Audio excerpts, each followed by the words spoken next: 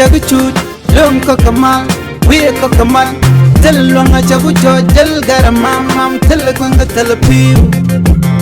gelto chadak pa kon ramamane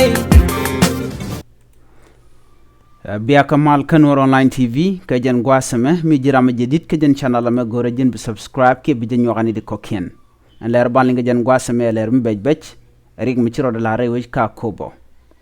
chala do shinasro nak ka kobo rewe ka jongle ka konin tin paywe jandan bana lat kajen gwasame mi jirama jedit kajen channel ma gore jin bi nyane koken ka gore jin ba subscribe ko bi leer bi ken kula shub ka ji gwada dan gore je ki min no jen wo bi liang ka leerin kon lat ka rodien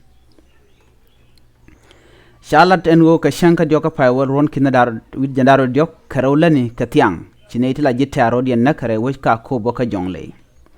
shalado kene to kaneti shwali shien dong ja kene shien jot kamni ken chinedi shop ka diok ci yeken tesnien kare dien te kwar karatin ka jiboni ti shop ka baro chirwech wech kana kuma shiga rightin pan ko chakor chaja de loitene nyokre wechen wini kalar je bengo beche ko cha kwarbo konek karunte shiwa namagor ka jengo ade kuma chume ne ngwane duaramo rewi ka kuba ala nyuda no ne dial content en winimi de kamal de kana lat ko shimshit kana me chero de nyoko mutu goro de rewi ka kubo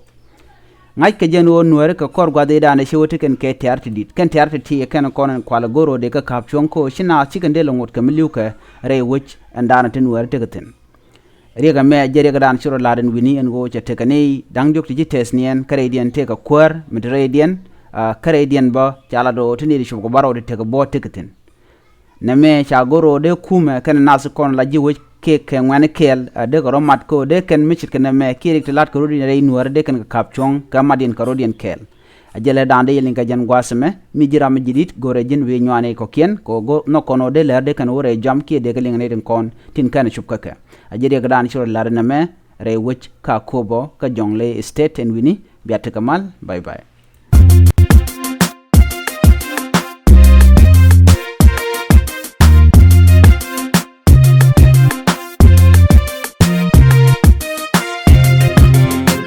chaguchut lum ko kamal we ko kamal